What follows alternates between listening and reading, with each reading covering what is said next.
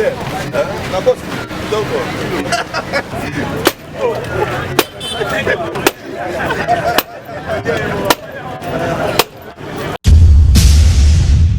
nous avons fait une pétition, Binof pour ça suivi, mais suivi Zati. Suivi Zati.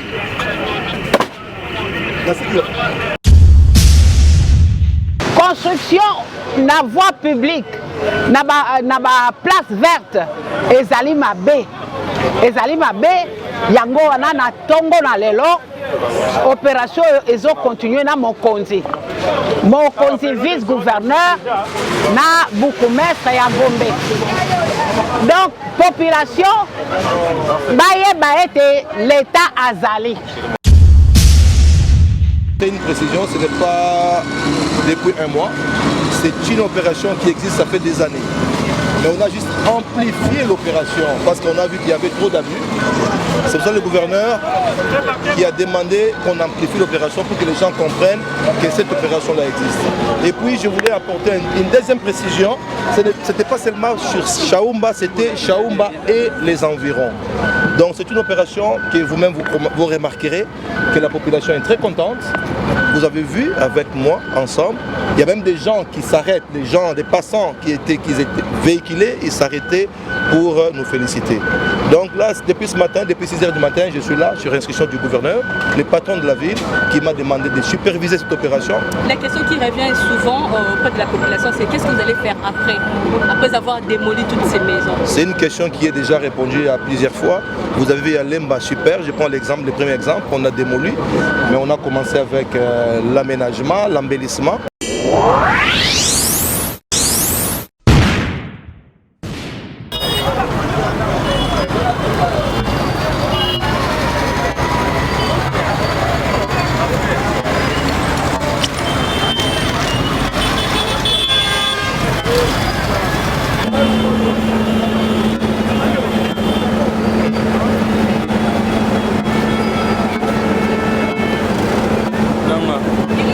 Vous êtes plus avec les cousins.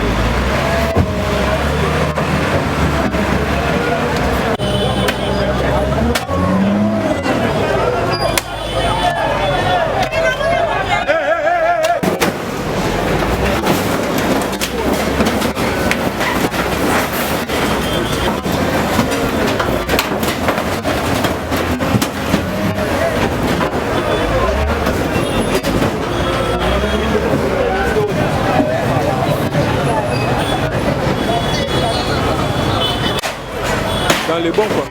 Dans les bons. Consommation est super. Ils ont la pourquoi.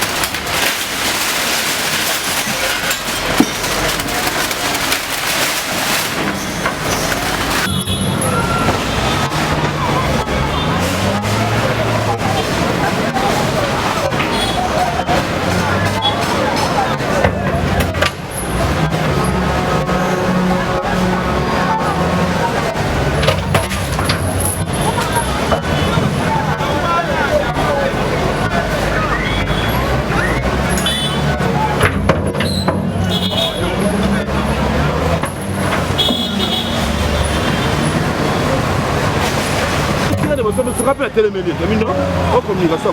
Déjà, ils y pas, toi, dans mon sein. Hein?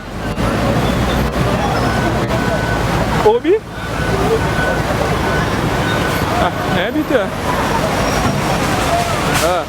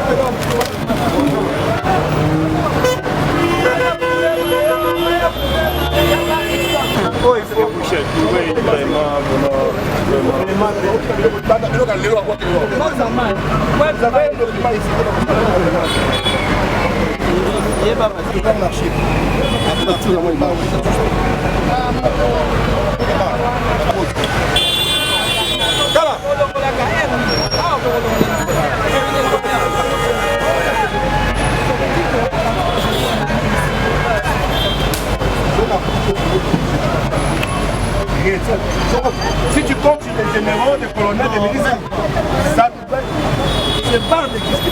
Regarde comme ça.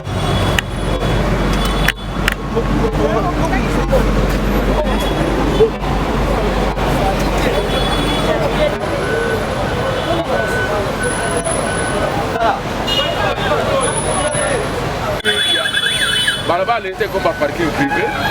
Donc, c'est ça quoi. Donc, dans la pote, l'opération,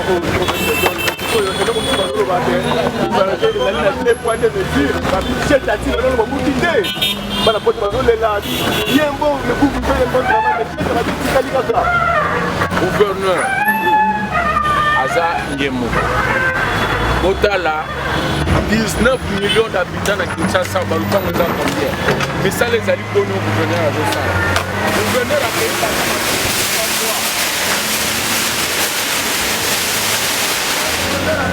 Musala ba bukume Cézanine, Musala ba toka ba raskin banini, Musala na bango ya assainissement. Suko bino bolingi gouverneur, atiki na bango ya Josala, atotonga bandera, azuma suna cheta. Yo lobby kende oko no buka cheta wana, parce que gouverneur salobaki alongwa après ça qui est 10 jours. Alors, il faut qu'on rappelle le gouverneur Azaïe Moko.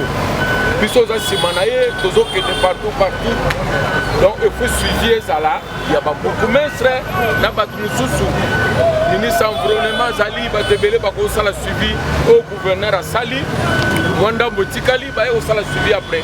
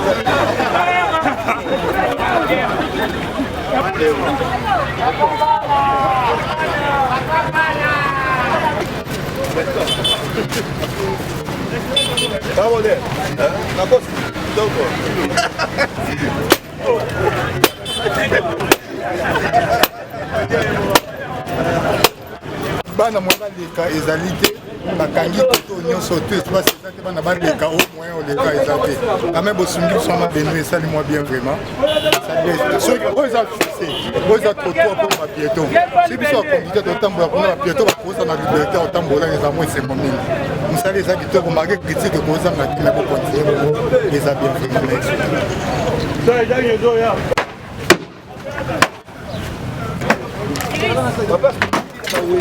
eza mingi te, il y a même pas plus de 15.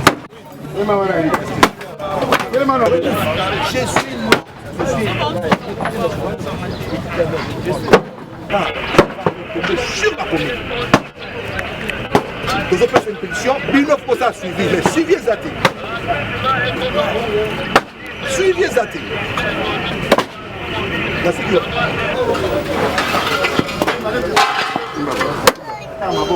Nini? Simamo.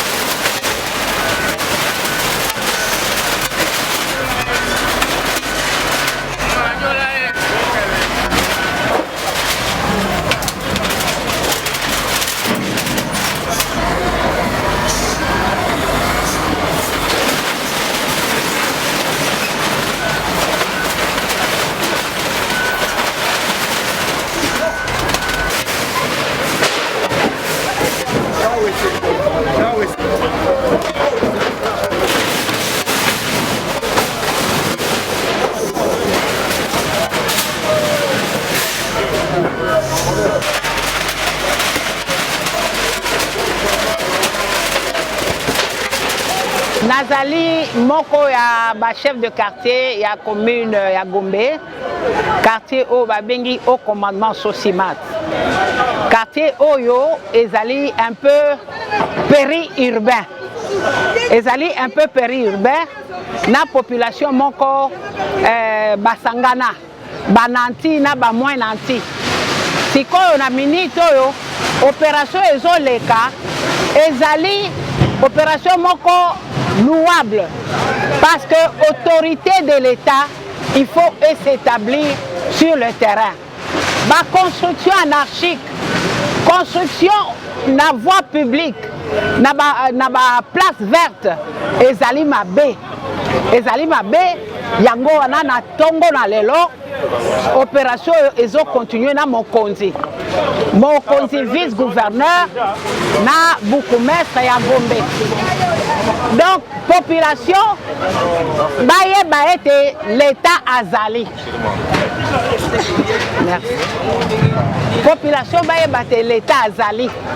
Ce qui l'État azali te, eloko moko te koki ko salama. Eloko moko te ekoki ko salama, tokoki ko vivre eloko na jungle te. Ngai na appuyer.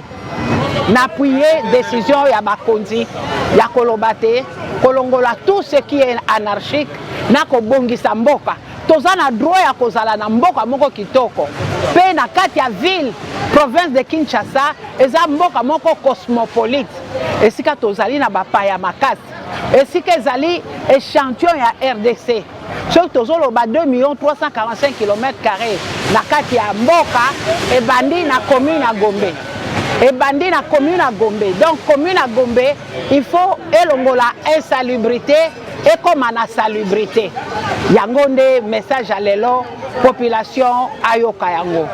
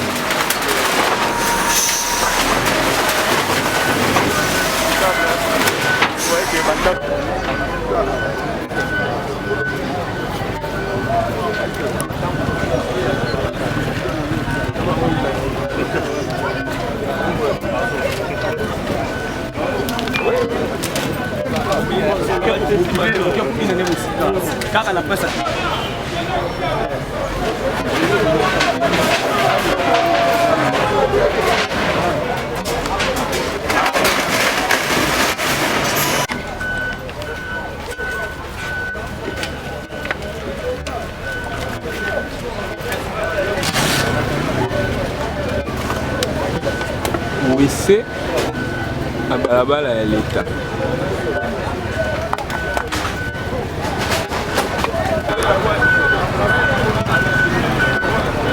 Batonga likolo ya kanivo.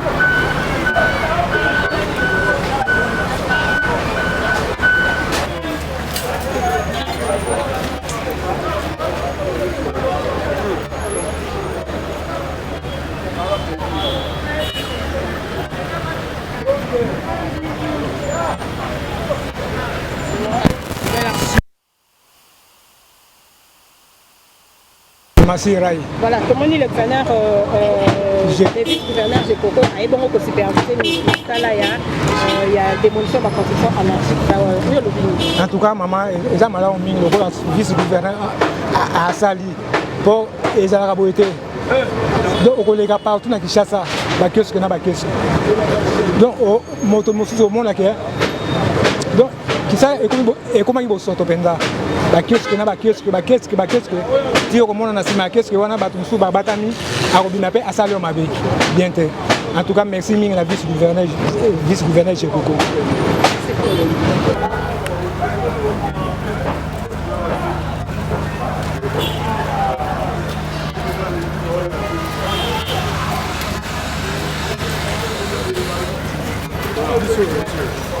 C'est une précision, ce n'est pas depuis un mois, c'est une opération qui existe, ça fait des années. Mais on a juste amplifié l'opération parce qu'on a vu qu'il y avait trop d'abus. C'est pour ça le gouverneur qui a demandé qu'on amplifie l'opération pour que les gens comprennent que cette opération-là existe. Et puis je voulais apporter une deuxième précision, ce n'était pas seulement sur Chaoumba, c'était Chaoumba et les environs. Donc c'est une opération que vous-même vous remarquerez que la population est très contente. Vous avez vu avec moi ensemble, il y a même des gens qui s'arrêtent, des passants qui étaient véhiculés, ils s'arrêtaient pour nous féliciter. Donc là, depuis ce matin, depuis 6h du matin, je suis là sur instruction du gouverneur, le patron de la ville qui m'a demandé de superviser cette opération. Malheureusement, la patronne était un peu souffrante, mais j'ai aimé. Elle est tellement passionnée de son travail, elle nous a surpris, elle est quand même avec nous. La question qui revient souvent auprès de la population, c'est qu'est-ce que vous allez faire après avoir démoli toutes ces maisons? C'est une question qui est déjà répondue à plusieurs fois. Vous avez vu à Lemba, super, je prends l'exemple, le premier exemple, on a démoli, mais on a commencé avec l'aménagement, l'embellissement et la place commerciale de Limité, pareil. Place Wenge, on est très avancé à Hindou, partout là on passe. Il y a une précision détail, on ne démolit pas, nous évacuons l'emprise de l'État. Et ça m'étonne parfois quand je vois des gens dire oh, on ne nous a pas prévenus. On a toujours, Madame Laetitia a toujours, elle a toujours été prudente, elle prend les précautions de lancer la mise en demeure ou les mises en demeure. Ça, les gens doivent comprendre que nous ne démolissons pas, nous évacuons l'espace qui appartient à l'État congolais. Voilà.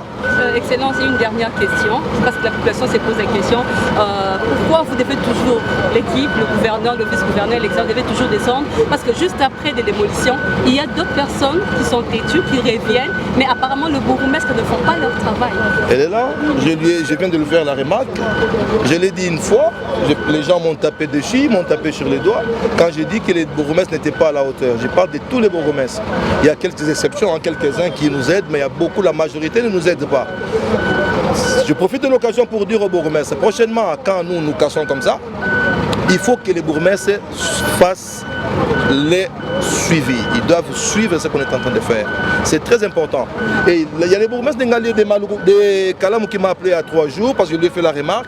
On a remarqué sur Ocho les gens et les gens mettent encore les chaises pour vendre. Non, c'est interdit. Si tu veux faire ton bar, ta terrasse, fais-les dans ta parcelle. C'est pas sur l'avenue, c'est pas sur la rue, c'est pas sur l'espace public. C'est interdit. La bourgmestre là et les bourgmestres qui nous suivent maintenant, il ne faut même pas déranger les clients. Quand vous voyez des cas pareils, il faut aller arrêter les tenanciers des bars. Il faut les arrêter, il faut les punir parce que les textes sont bien clairs. On peut cet exemple à Mouké, en diagonale à IGF, Tozan la Katia Centre-Ville. Ce n'est pas dit que Tozan la Kanda Gombe. Opération Oyekotambo la Kinshasa Mobimba. Tolansa qui communiqué, ça fait 4-5 jours. À part communiquer, déjà, c'est Baloba qui est déjà prévenir toujours 10 jours avant pour Batouba Longwa. Moutou Namboka Mokote Mama, Namboka Mokote Batouazouan Nabiso, tout le monde a désordre au Ezalaka Boy. Nabeta toujours c'était bateau Baza Awa. Batongi en 2018, Batongi en 2019, 20, 21, 22, Batonga depuis des années, toujours Funda Moutouté. Mais avec quand même une petite légèreté, elle laissait aller l'État, surtout patron de la ville. Chantiningo Milambaka, Yemutati Biso de l'environnement, pour représenter parce que ça m'a camouflé à Rosala. Azo ko beta c'était que tolingi lisusu batu na balabala ti. Olingo teka bio teka na lupango. Olingo teka masala na yo. Na lupango teka. Olingo sala brique na yo. Fouter la lupango. Olingo sala garage na lupango. Yango tozo buna lombango mbango mingi wenzepe makambo zanga munene esila parce que kosila. Po batu nyoso bazanga pe ba raison o zandu bakanga ki bientôt pe kala mingi te kosila batu ba kozonga na kati. To beti c'était pour le bourgmestre oto tunanga mutuna na lopoto ba bourgmestre ba yeba ope ya mwasi ya gombaza pe na ba yeba ke sali bango ba tala suivi. Ezate ke biso to benga ka bango tala kuna et puis ba yeba ke place ne stobuki ba bar ba terrasse bazali sur na droit côté kati ba nani ko anile ba mikanda o ba prédécesseur na ba pesa bango so lingo teka masanga na yo teka na kati lupango ozali banda bo déranger ba client bozo kanga ba bourgmestre bozo nanga bo kende bo kanga ba tenancier ba koloba bo kanga DJ bo kanga gérant po ba mibeko et pekisa makambu ya côté kana balabala. Merci.